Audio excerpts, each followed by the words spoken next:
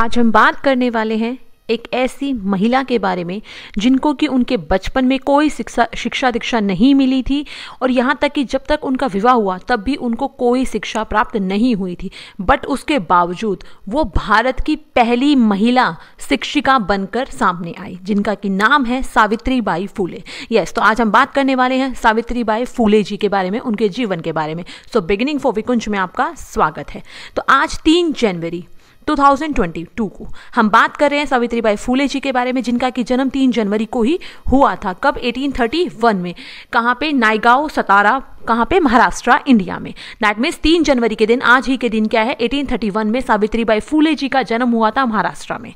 ठीक है। और इसके अलावा अगर उनकी हम डेथ की बात करें तो 10 मार्च 1897 को पुणे, महाराष्ट्र में 67 की उम्र में उनकी डेथ हुई थी। ठीक है। उनकी डेथ किस कारण से हुई थी उसके बारे में हम आगे बात करेंगे। इनके अगर हम हस्बैंड की बात करें तो उनका नाम है ज्योतिबा फूले। यस, वही ज्योतिबा फूले जो एक बहुत बड़े मराठी राइटर भी हैं और एक सोशल रिफॉर्मर भी हैं, और उन्होंने बहुत सारा अपना बहुत बड़ा कंट्रीब्यूशन दिया है सोशल रिफॉर्म्स वगैरह में। ओके। अगर इनके फादर की बात करें तो इनके फादर का नाम है खानदोजी नेवेसा पाटिल। ठीक है। और मदर का नाम अगर कहें तो उनका नाम है लक्ष्मी। इसके अलावा अगर हम कहें तो ये एक माली कम्युनिटी से बिलोंग करते हैं, जो कि क्या है, एक छोटी जाति अगर हम कहें तो ऐसा कह सकते हैं कि वो मतलब एक तरीके से कास्टिज्म की बात की जाए तो एक छोटी कास्ट से बिलोंग करते थे, और यही एक बहुत बड़ा कारण बना था कि उनको अपने जीवन में बहुत ज्यादा संघर्ष करना पड़ा था एक पहली महिला शिक्षिका बनने के लिए। ठीक है। और शिक्षा प्राप्त करने के लिए सबसे बड़ी बात, सोचिए कि उनको बचपन में कोई शिक्षा नहीं मिली थी, तब भी वो एक पहली महिला शिक्षिका बनकर सामने आई। ठीक है। इनकी अपनी कोई संतान नहीं थी, दैट मीन्स की ज्योतिबा फूले और हमारी सावित्रीबाई फूले जी, इन दोनों की अपनी कोई संतान नहीं थी। इन्होंने एक बेटे को अडॉप्ट किया था जिसका नाम था यशवंत राव। ठीक है। ये एक विडो महिला का बेटा था जो कि क्या है, एक ब्राह्मण फैमिली से बिलोंग करता था, जिसको कि क्या है, इनके आश्रम में वो जो विडो है वो रहती थी। ठीक है। उनके बेटे को इन्होंने अडॉप्ट किया था। ओके। इनको हम क्या है, इंडिया फर्स्ट फीमेल टीचर भी कहते हैं, और इनका बहुत बड़ा योगदान है महिलाओं के एम्पावरमेंट में। इन्होंने महिलाओं के सुधार के लिए, उनकी शिक्षा के लिए, उनको एम्पावर करने के लिए बहुत बड़ा योगदान दिया है। इन्होंने क्या है, जो विडोज होती थी उनको पुनर्विवाह के लिए, ठीक है, इन सारी चीजों में उनका बहुत बड़ा कंट्रीब्यूशन रहा है। ओके। इस जर्नी की शुरुआत की अगर हम बात करें, इन दोनों हस्बैंड वाइफ की अगर हम जर्नी की बात करें, मेनली हम सावित्रीबाई फूले की बात करेंगे, बट फिर भी इन दोनों ने मिलकर सबसे पहला इंडियन स्कूल स्टार्ट किया था स्पेशली फॉर गर्ल्स। ठीक है। मैं गर्ल्स के पहले इंडियन स्कूल की बात कर रही हूँ, जो कहाँ पे, पुणे एट भिडेवाड़ा। ठीक है। 1848 में इसकी स्टार्टिंग की गई थी। अब ये इतना आसान नहीं था। ठीक है ना। ये दोनों चाहते थे सोशल क्लासेस, जो सोशल अनफेयर ट्रीटमेंट किया जाता है सेक्स के बेस पे, कास्ट के बेस पे, उन सारी चीजों को ये खत्म करना चाहते थे समाज से। ठीक है। जिसकी की शुरुआत ज्योतिबा फूले ने की। कैसे? कि जब सावित्रीबाई फूले की शादी ज्योतिबा फूले जी से हुई थी तब ये मात्र 9 साल की उम्र की थी। ठीक है। 9 साल की उम्र में सावित्रीबाई फूले का विवाह हो जाता है ज्योतिबा फूले से, और उस समय तक भी वो बिल्कुल निरक्षर थी। दैट मीन्स उनको पढ़ना लिखना नहीं आता था। बट ज्योतिबा फूले, जिनका कि मकसद था समाज में सुधार लाना, ठीक है ना, और जो भी इनइक्वालिटीज उनको खत्म करना, तो उसकी शुरुआत उन्होंने अपने घर से ही की, और उन्होंने सबसे पहले अपनी पत्नी को, सावित्रीबाई फूले जी को, अपने घर पर ही पढ़ाना शुरू किया। ठीक है। और इस वजह से इन दोनों को हम महाराष्ट्र में सोशल रिफॉर्म्स के मामले में बहुत ज्यादा याद करते हैं। ठीक है। तो प्राइमरी जो अगर एजुकेशन की बात की जाए सावित्रीबाई फूले जी की, वो कहां पर की गई? उनके घर पर ही उनको मिली ज्योतिबा फूले के द्वारा। उसके बाद उन्होंने क्या है, ट्रेनिंग प्रोग्राम में एडमिशन लिया, और वो एक बहुत बड़ी शिक्षिका बनकर सामने आई। ठीक है। उन्होंने अपने आप को एक ट्रेंड टीचर बनाया। ओके। उनके इसी वजह से क्या है, 1998 में इंडियन स्टैम्प के ऊपर भी उनकी जो फोटो है उसको पोस्ट किया गया था। ठीक है ना, उनका प्रिंट किया गया था। ओके। उनकी इसी जर्नी में अगर हम बात करें तो उन्होंने क्या है, बहुत सारे स्कूल्स खुलवाए थे। अराउंड 1851 तक सावित्रीबाई और ज्योतिबा फूले दोनों ने मिलकर क्या है, काफी सारे स्कूल्स खुलवाए थे पुणे में। ठीक है। अब देखिए क्या होता था, मैं आपको बताती हूँ, एक छोटा सा किस्सा है इनके जीवन से जुड़ा हुआ। ऐसा कहा जाता था जब ये महिलाओं को पढ़ाने के लिए स्कूल में जाते थे ना, अब इन्होंने स्कूल तो खोल दिए, लेकिन ये उस समय की बात है जब महिलाओं को शिक्षा देना ना बहुत ही, ये कह सकते हो कि गलत काम माना जाता था। ये कहा कहा जाता था कि महिलाओं को शिक्षा का कोई अधिकार नहीं है। महिलाओं को भी और पिछड़ी जातियों को भी, दोनों को कहा जाता था कि महिलाओं को और पिछड़ी जातियों को शिक्षा ग्रहण करने का कोई अधिकार नहीं था। तो इस चीज के अगेंस्ट बहुत सारी जो अदर कास्ट थी ना वो थी, जिसमें कि हम ब्राह्मण्स को भी काउंट करते हैं, कि वो भी क्या थे, महिलाओं की शिक्षा के टोटली खिलाफ थे। जिस वजह से जब भी ज्योतिबा फूले जी मतलब जो गर्ल्स हैं उनको शिक्षा देने के लिए विद्यालय जाती थी, ऐसा कहा जाता है कि उनके ऊपर कीचड़ फेंका जाता था, गंदगी फेंकी जाती थी, उनको कई बार पत्थरों से मारा जाता था। तो कई ऐसी चीजें सुनने को मिलती है कि सावित्रीबाई फूले जी के साथ इस तरीके से व्यवहार किया गया था जब उन्होंने एक बहुत बड़ा इनिशिएटिव शुरू किया कि वो महिलाओं को, गर्ल्स को एजुकेट करेंगी।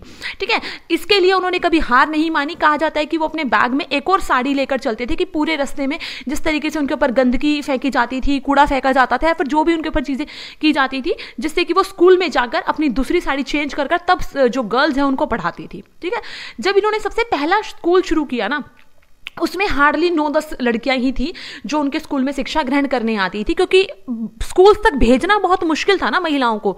लेकिन फिर भी धीरे धीरे जब 1851 के आसपास का टाइम आता है और भी आगे जब बढ़ता है, जब बहुत सारे स्कूल्स खुल जाते हैं, तब भी क्या है, काउंटिंग में तो महिलाओं जो गर्ल्स हैं वो स्कूल में जो शिक्षा लेने आती थी उनका नंबर कम था, बट वहां पर जो एजुकेशन प्रोवाइड की जाती थी ना, वो इतनी क्वालिटी ऑफ एजुकेशन दी जाती थी कि जो अदर गवर्नमेंट स्कूल थे उनके साथ उनका एक बहुत बड़ा कॉम्पिटिशन था। ये समझ लीजिए कि उनसे अगर टक्कर लेने की बात की जाए तो दोनों जगह पर शिक्षा बहुत एक तरीके से क्या है, इनके स्कूल में ज्यादा बेटर थी। ठीक है, और धीरे धीरे क्या है, इनके स्कूलों में लड़कियों का नंबर भी बढ़ता गया। तो सावित्रीबाई फूले ने कभी भी समाज में उनका जितना भी विरोध हुआ उससे कभी हार नहीं मानी, और वो अपनी इस समाज सुधार जर्नी में आगे बढ़ती गई और महिलाओं को शिक्षित करती गई। ठीक है, और सिर्फ ये नहीं था कि उन्होंने महिलाओं को शिक्षित ही किया, उन्होंने इसके अलावा भी कुछ एक चीजें की। देखिए, इन दोनों ने मिलकर कुछ एजुकेशनल ट्रस्ट की शुरुआत की, जिसमें पहली है the native female school Poona में, और दूसरा है the society for promoting the education of Mahars, Mangs and एलिकेटर्स। ठीक है, दैट मीन्स की जो पिछड़ी हुई जातियां हैं उनके लिए स्पेशली शिक्षा का इन्होंने अरेंजमेंट किया, उनको शिक्षित करने की कोशिश की। ठीक है, ज्योतिराव फूले जी ने जब सावित्रीबाई फूले को शिक्षा देने का काम शुरू किया था ना, उससे रिलेटेड उनका एक इंटरव्यू पब्लिश हुआ था। एक क्रिश्चियन मिशनरी थे जिन्होंने उनका एक इंटरव्यू लिया था, ठीक है ना, जो 15 सितंबर 1853 को लिया गया था, और उन्होंने अपनी एक पीरियोडिकल में उसको प्रिंट भी किया था। तो ज्योतिराव फूले जी ने बताया कि अगर किसी देश का विकास चाहते हैं ना, मैं इसको शॉर्ट टर्म में बता रही हूँ, ठीक है, अगर आप विकास चाहते हैं तो आपको जरूरी है कि उस देश की महिलाओं की तरफ आप ध्यान दें, उनकी शिक्षा की तरफ ध्यान दें। अगर आप महिलाओं की शिक्षा और उनकी तरफ ध्यान नहीं देंगे तो किसी भी कंट्री का, किसी भी देश का विकास होना मुश्किल है। ठीक है, तो आपको उनके जीवन में सुधार लाने की जरूरत है। उन्होंने कहा कि देखिए, जैसे जब मैंने अपनी पत्नी को, दैट मीन सावित्रीबाई फूले को पढ़ाने की कोशिश की, उनकी शिक्षा की शुरुआत की, तो मेरे खुद के ही पिता ने मुझे घर से निकाल दिया। यस, जब उन्होंने ऐसा इतना बड़ा इनिशिएटिव लिया था तो उनके खुद के पिता ने उनको घर से निकाल दिया था, और तब जाकर वो सावित्रीबाई फूले जी के पिता के घर पे रहते, लेकिन कुछ टाइम बाद उनको वहां से भी निकलना पड़ा, और तब जाकर क्या है, वो एक क्या नाम है, एक मोमडन थे, उनके घर पर जाकर रहे थे, उनकी फ्रेंड थी। बाद में क्या है, सावित्रीबाई फूले जी के जो इनिशिएटिव्स हैं उन्होंने ही आगे बढ़ाए थे। ठीक है, तो इस तरीके से क्या है, उन्होंने अपना इंटरव्यू दिया, उन्होंने बताया कि महिलाओं की शिक्षा बहुत ज्यादा जरूरी है। ठीक है, और इसके लिए क्या है, अगर उनको शिक्षित कर दिया तो उनकी कंडीशन में अपने आप इंप्रूवमेंट आ जाएगा। ठीक है, इसी वजह से क्या है, धीरे धीरे उन्होंने अपनी इस जर्नी को आगे बढ़ाया, और क्या नाम है, अलग अलग कास्ट के लोगों को पढ़ाने के लिए, शिक्षित करने के लिए उन्होंने अराउंड 18 स्कूल्स खोले। ठीक है, और इसके अलावा उन्होंने, मैंने कहा ना, सिर्फ शिक्षा का काम नहीं किया, उन्होंने महिलाओं की जो विडो महिलाएं थी उनके लिए आश्रम खुलवाए। ठीक है, केयर सेंटर खुलवाए। ठीक है, कुछ ऐसी थी जिनके साथ कोई लाइक अ रेप विक्टिम थी, तो उनके लिए उन्होंने केयर सेंटर खुलवाए, जिसमें से कि एक था बाल हत्या प्रगति बंधक गृह, जिसको कि हम कहते हैं चाइल्ड किलिंग प्रोहिबिशन होम। ठीक है ना, चाइल्ड किलिंग प्रोहिबिशन होम। ठीक है ना, तो वो इन्होंने खुलवाया।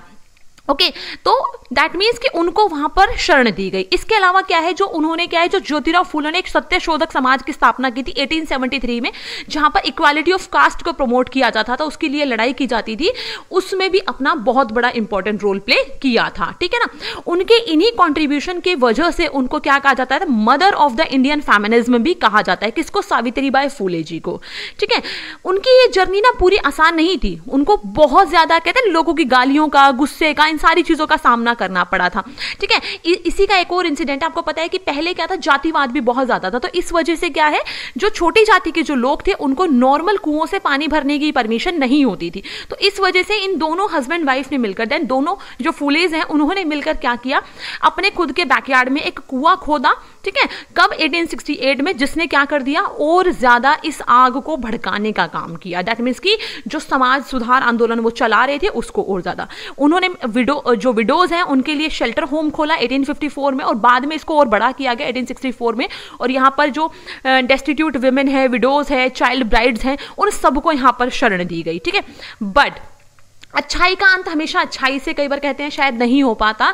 और इसी वजह से जब 1897 में ब्यूबेनिक प्लेग नाम की जब महामारी पूरे महाराष्ट्र में फैली हुई थी, तब उनके बेटे जो कौन, यशवंत राव ने भी एक क्लिनिक खोला और वहां पर वो उन ब्यूबेनिक प्लेग के मरीजों का इलाज करते थे। तो उसी दौरान क्या है, सावित्रीबाई फूले जी जब विक्टिम, जो ब्यूबेनिक प्लेग से जो ग्रस्त जो लोग थे उनकी सेवा में लगी हुई थी, तो एक 10 साल के बच्चे को ब्यूबेनिक प्लेग था, तो उसको अपने कंधे पर ले जाने की उन्होंने कोशिश की क्लिनिक तक, हॉस्पिटल तक, जिसकी वजह से क्या है, उनको भी क्या है, ब्यूबेनिक प्लेग नामक बीमारी हो गई। और उसी की वजह से उनकी 10 मार्च 1897 को उनकी डेथ हो जाती है। और इसी के साथ उनकी जो संघर्ष है वो यहां पर रुक जाता है। बट ये एक बहुत बड़ी मोटिवेटर बनी है आज के टाइम की बहुत सारी महिला एक्टिविस्ट के लिए, सोशल रिफॉर्मर्स के लिए। ठीक है, अगर आपको वीडियो अच्छी लगी हो तो लाइक करें, शेयर करें, चैनल को सब्सक्राइब करना ना भूलें। Thanks for watching and good luck student.